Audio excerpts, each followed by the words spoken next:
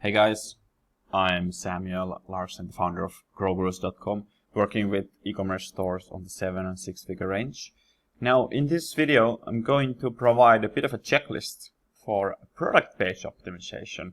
What should you have on your product page, why, and how to do that with actionable example. Now all product pages are quite contextual. Every product is different, every brand is different. So there's not a hugely universal list that you can just implement without adapting it to your product. However, there are a few key things that every product page should have and a few key universal principles it should adhere to. So let's go over those in this video. Now, if you haven't yet subscribed, make sure to subscribe to the channel. We do e-commerce optimization videos every week, so you will not miss out on the newest learnings and newest developments in the Shopify and e-commerce industry. All right, let's jump into it. On product pages, you have a single goal, and that is to get people add the product to the cart and ultimately have them so convinced that they also don't just add the product to the cart, but also proceed from the cart to the checkout. So the first pointer here is to have the add to cart button be the only main CTA on the page. So here is an adherence example of a store doing it right. In this case, they don't have an add to cart, but they have a buy now button, and it's clearly standing out on a typical position of where you'd expect. So here is very clear where I should click to. So that's the main CTA principle. You generally want to have only one main CTA for people to click on. So it's very clear, click here, proceed here.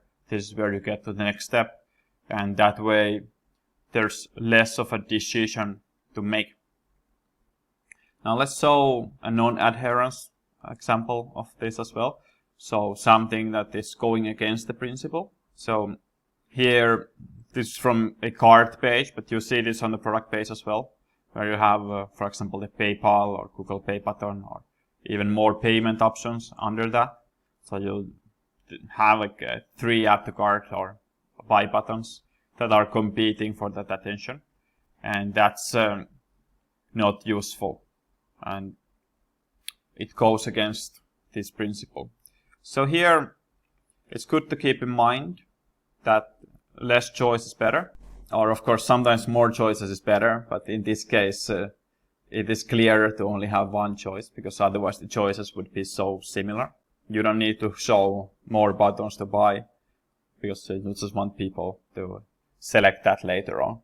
So that's the single CTA principle. Next up is the add to cart button positioning.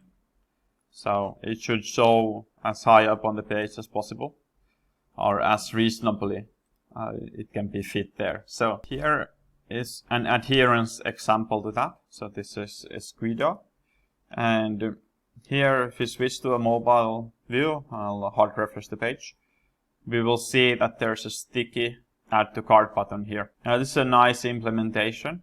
So it's clear that even before you scroll, this is the main thing to do on this page.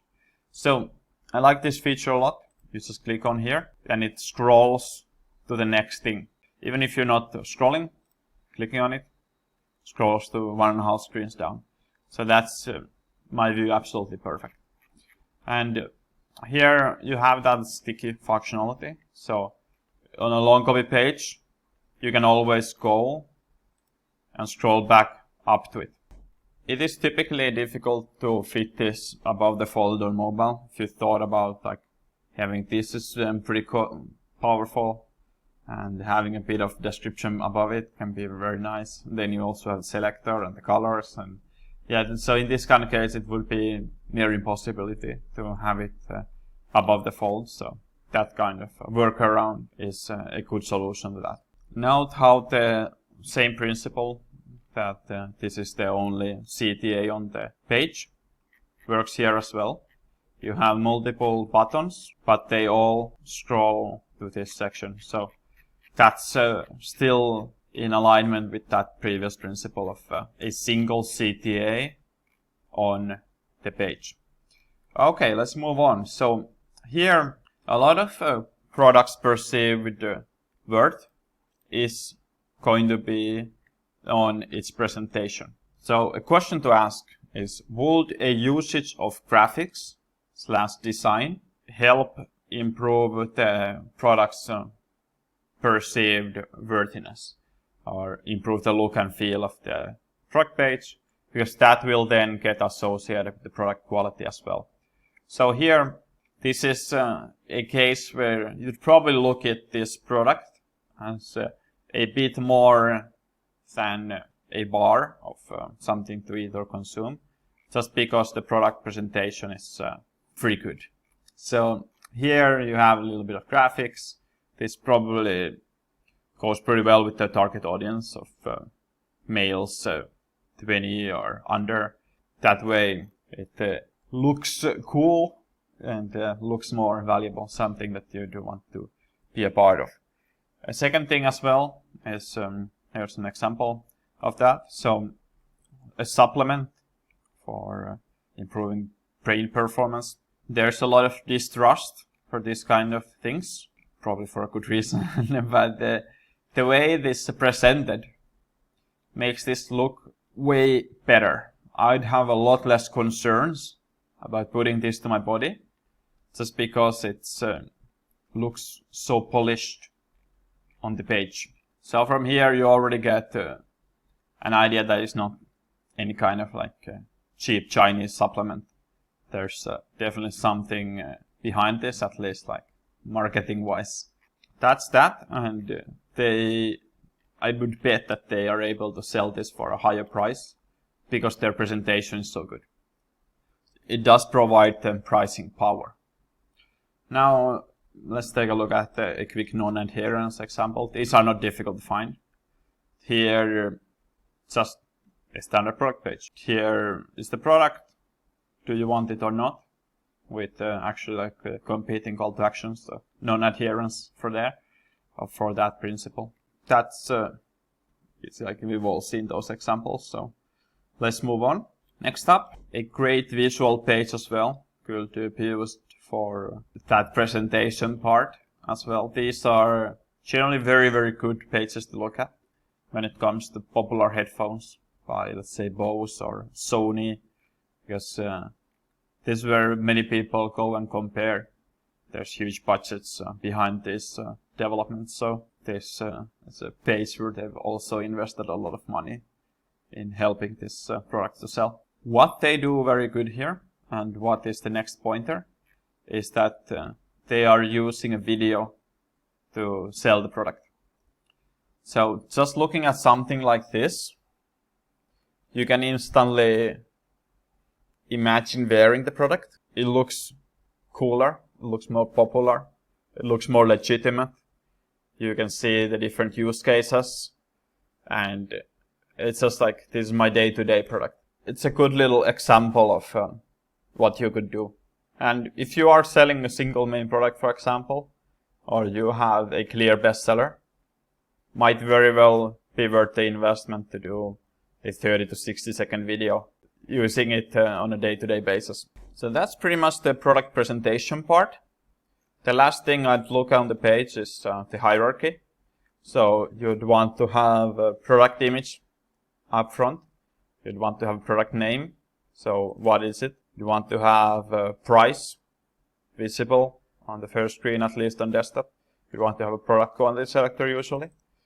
And then you'd want to have a clear add to cart button that calls attention. You want to have a product overview. And often this product overview is quite mixed with details and specifications, so you don't need to strictly follow this formula. If you have a way to use, for example, videos to explain the product. So each product is different. So this is their product overview section, and it also combines details and specifications with that. And then generally you'd end the page with some kind of additional information. So it follows the information hierarchy of going from wider to specific. So if people only want the wide information, they can go and get it from the top of the page without working on it too much. And then for more specific information, they can see that further down the page. So that's the product presentation part. Let's go over and think of the information flow on the page. So first of all, the value proposition should be clear within maximum of 2 mobile screens. This is a good example for that as well. So getting that smooth feel or smooth look all day long. So their big value proposition is that it's going to last. So it's resistant. Then they have a couple of others for different attributes. Then bit depending on the page. So for example, this one, you wouldn't necessarily need to hammer on about the quality guarantee that much.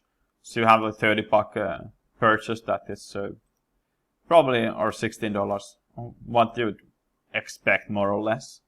So here they can pass this out with just a statement.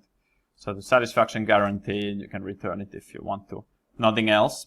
Some products you would need to go further into it. So here's an example of a clearly outlined money back guarantee. This is from the supplements industry. It's risk-free 100% 90-day money back guarantee for people that haven't tried the product yet. So for trying the product, you get that option. So customize it to your industry.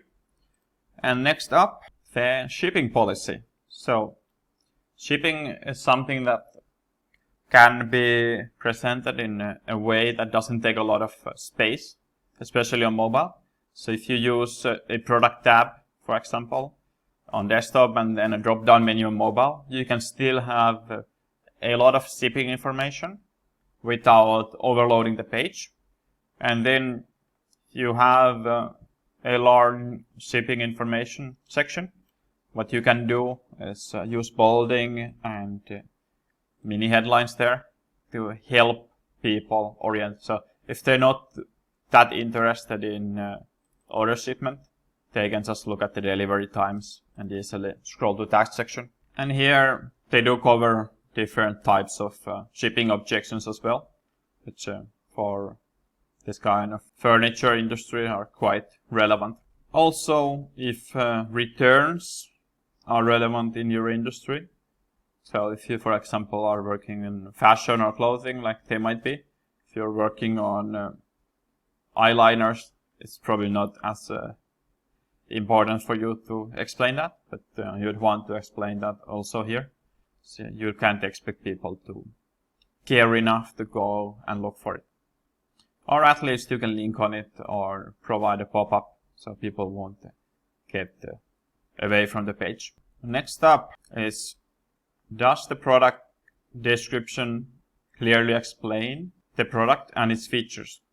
And we can take a look at Amazon. We don't often do this, but they do a great job in doing this according to this principle. So here we have just your standard monitor, and we have some benefits here. So what do these features that are going to be explained later on, what do they mean?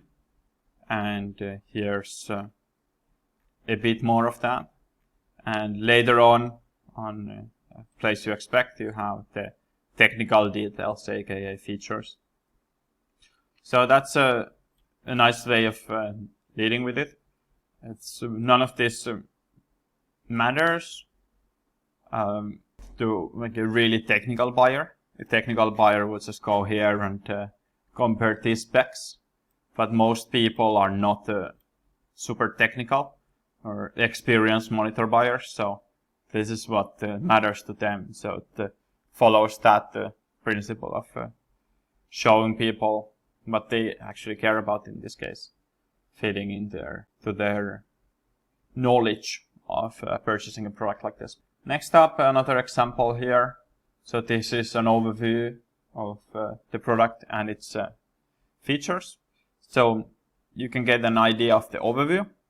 Right, so overview is very basic. And once you get that, you can look into the benefits of this product. So this, and then you have an idea of why you would want to buy the product in the first place. Now here it's important to note there is no unnecessarily fluff in these pages, so it is to the point. And then if you want to expand on those, you can do those in a drop-down fashion, or doing them in a way that is like somewhere outside of the product page. Then you wouldn't want to distract them with that ridiculous amount of information. Now, one last step here are the reviews. So I'm going to use Amazon for this one. So they're just best in class, and often we'd recommend to make reviews a bit closer like Amazon, because Amazon reviews are the trusted reviews, although they always shouldn't be, but they sometimes are. So here you have an option to filter the reviews. If you want to look at, like I often look at 3 and 4 star reviews or 2-star reviews, not the extreme opinions, not the super favorable ones, but the balanced ones. Or Google Maps has this as well, where you can look at different things that people are mentioning often. And this is nice because these are likely things that people would be interested in as well going forward. So if they are interested in picture quality, or if they're writing about it, they're probably interested in the purchasing phase as well. So this way it helps. Notice here it's completely legit to auto select top reviews. This gives a better perception, and many sites do this a little bit in a shady way, where it's not always clear that these are top reviews by default. So it could be featured as well, and you can have that nice balance between like the most recent 5-star reviews, giving the impression that the most recent buyers have been happy with the product. So there's a lot there for most brands to optimize. Most of these reviews widgets that they have are not that good at adhering to these principles. Few things there as well. Showing just the location and the time helps to get context, but also the pictures help in the believability of this. So I know that at least this product was pictured in a different place now, just because somebody wrote a review. It doesn't mean that I believe it. But once you have the picture as well, it's a lot more difficult to fake having this product on multiple tables and multiple lighting, multiple rooms, multiple angles, like all these different type of things. So that's it. Thank you very much for watching. Make sure to subscribe and like the video if you found it useful. And I'll see you on the next one. Cheers.